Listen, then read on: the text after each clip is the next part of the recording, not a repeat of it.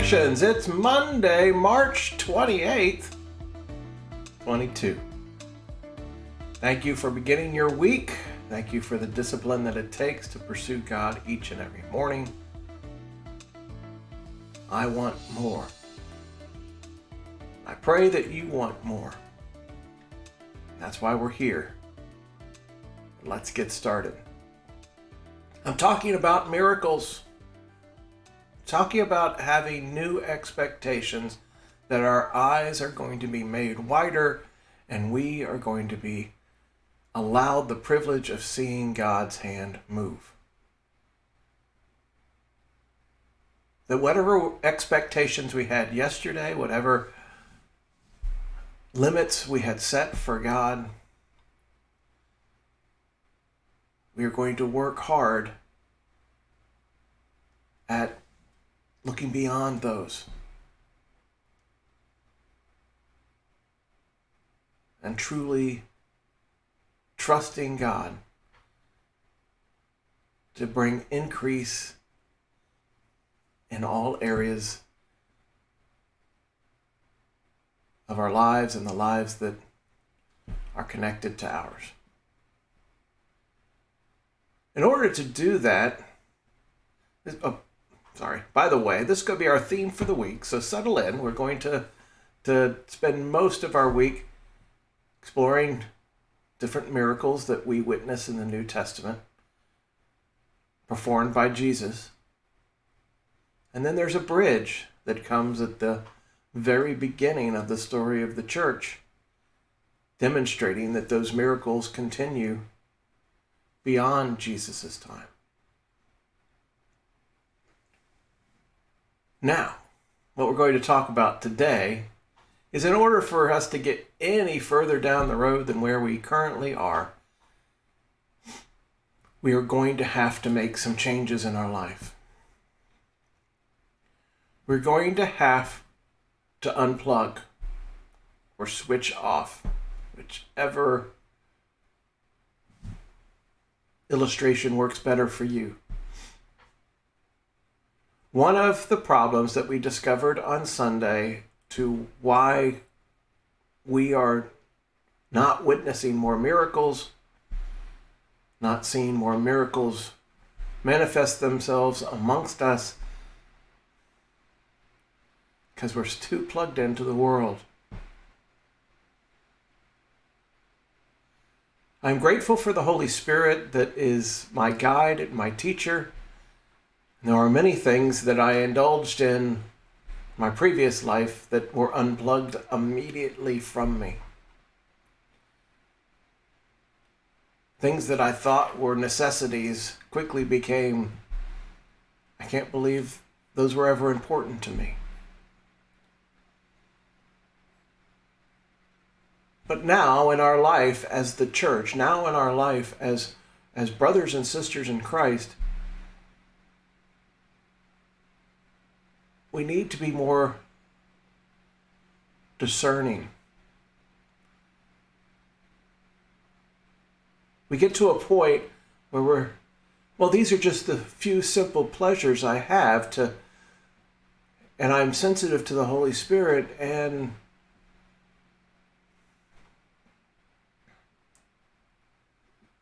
so the question this week, are those simple pleasures where we still remain attached to the world, still causing a hindrance?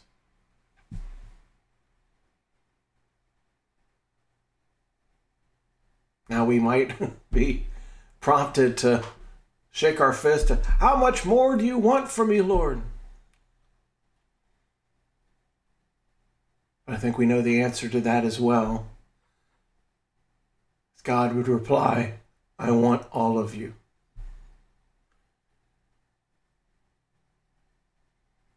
So let's get on with it. Let's examine our lives, examine that cap, those limitations we've placed on God that are based on our comprehension versus His reality. What things are truly possible if we would get out of the way allow God to move more freely.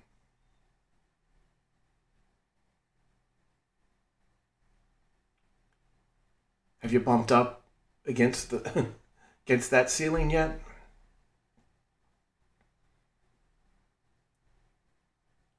First and foremost, let's consider the things that, now those could be the things that you do on your off time. Do those glorify God? How many hours in the day are you allowing the world to medicate you?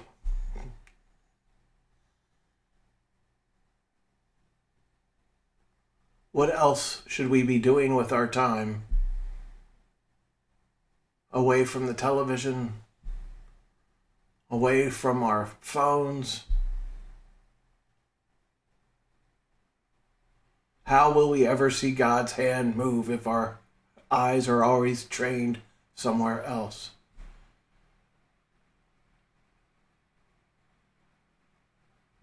If our brains are occupied with the drama that is just streaming constantly.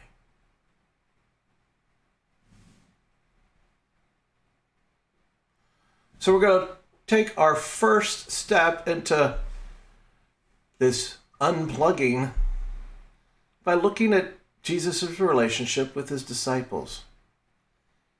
This is very much related to our manna test that we talked of yesterday that took place back in Exodus. For this, again, is God providing provision where provision wasn't expected. Food provision, for that matter. We're talking about the feeding of the 5,000 and Jesus' confidence in knowing that he could easily feed 5,000. And why not? God had fed more than 1 million people daily in the middle of a desert. Do you really think that Jesus would have walked people into, there just wasn't a town nearby? That was the most enjoyable thing about our ministry, is how small we began, but how large. And at first, feeding 30 people was a tremendous challenge, especially given the tools that we had. Prior to the pandemic, we were comfortable feeding over 100, 2 meals each Sunday. And on the days that we would have less than that, we really felt that we could do it without even breaking a sweat. It's interesting what seems impossible, when you place your trust in God, becomes possible. And then, if anybody suggests, well, you only need to feed 30 this week, you're not strained at all. That must have been Jesus' mindset as the disciples are coming to him and saying, there's just no way. How could we ever feed this many? He's like, I'm going to break a sweat. I know what my Father is willing to do. Let's get into the story. As evening approached, the disciples came to him and said, this is a remote place, and it's already getting late. Send the crowd away so they can go to the village and buy themselves food. Jesus replied, they do not need to go away. You give them something to eat. We have here only 5 loaves of bread and 2 fish, they answered.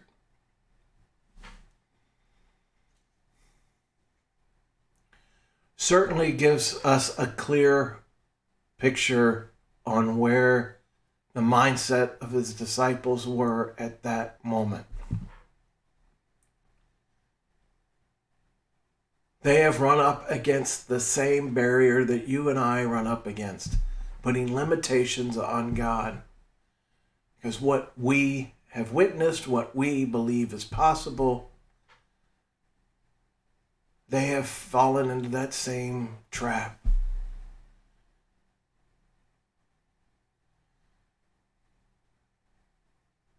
So this miracle that Jesus is going to perform isn't for the hungry 5,000 plus. This miracle is for his disciples to help, hopefully, break them free. Help them unplug from the things that they thought they knew.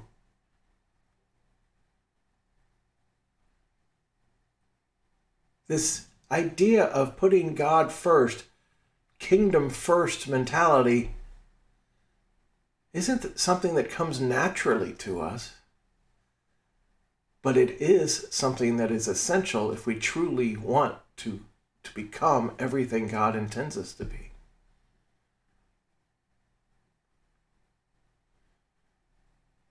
God is always aware of our needs, and certainly was aware of the 5,000 plus that were perhaps feeling their stomachs grumbling. But again, there is more than bread. Here is Jesus sharing and teaching, and the disciples all hung up on the bread. God, it's time to be quiet. These folks need to be fed.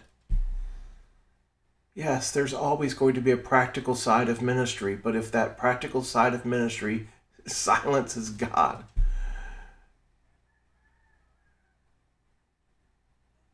it isn't coming from the right heart.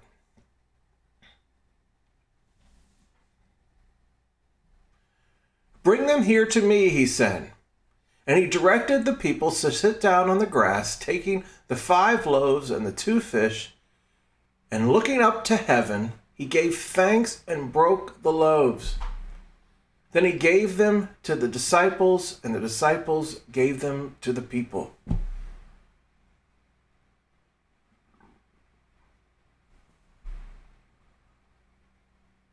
To Jesus, this was just a given. Jesus demonstrates what true faith looks like. Jesus has much more than a mustard seed of faith in his Father.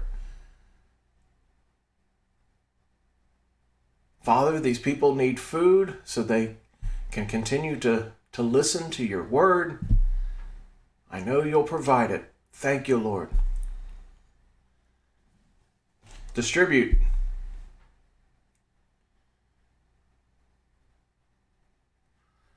They all ate and were satisfied, and the disciples picked up 12 basketfuls of broken pieces that were left over. The number of those who ate was about 5,000 men, besides the women and children. That's why I continue to say 5,000 plus.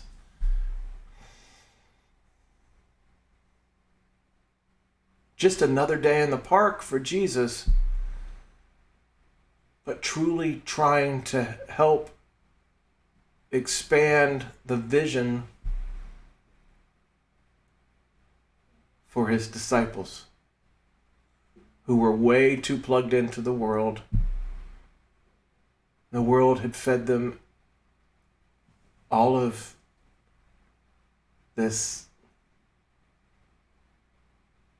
information on how things are actually done. And if we truly investigate how God has been squeezed out of our lives, it traces back to the abundance of information that is available to us. Not that that information proves that God doesn't exist. It's just that flood of information drowns out what is a simple message God loves.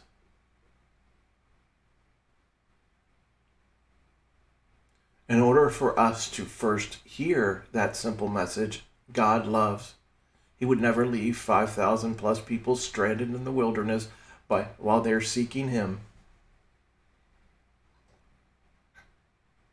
Just as He didn't leave 1 million people, though there are times He probably wanted to, in the middle of the wilderness in Exodus.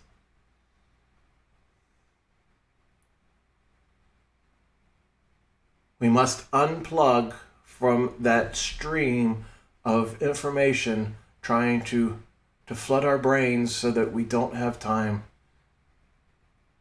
to focus on our relationship with God. Step 1 for the disciples, let me demonstrate as I show you how God's hand moves. Jesus is going to perform many miracles throughout His ministry. As He's coming into Bethlehem, He is lamenting that those miracles didn't have greater impact. It's likely that those who witnessed miracles, just as when we witness miracles, got a few months down the road and the world reattached. But it's also likely that the beneficiaries of the miracles weren't the primary target.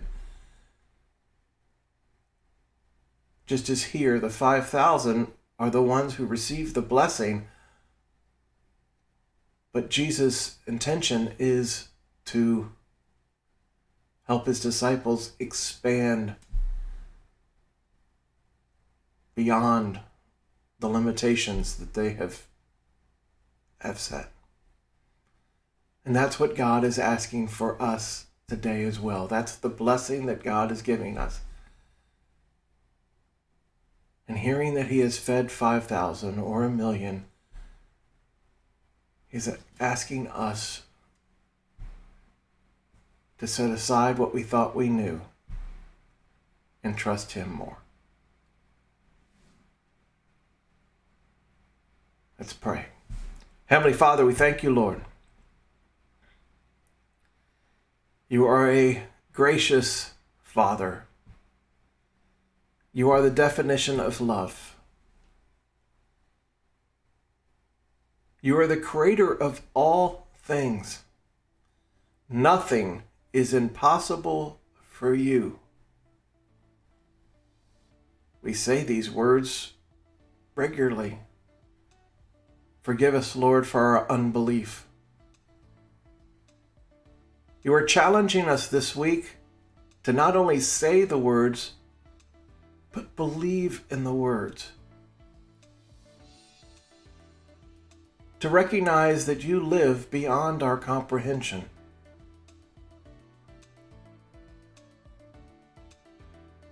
We also believe, Lord, that if you will free us from our worldly mindset, there is so much more that you desire to share. Help us in our unbelief, Lord. In Jesus' precious name, amen. All right, meet you back here tomorrow as we continue to explore the power of miracles. As you get down to it, simply seeing God's hand move. I want to see it more. I trust you do as well. Know that I love you and I miss you. Till we see each other again, please be good.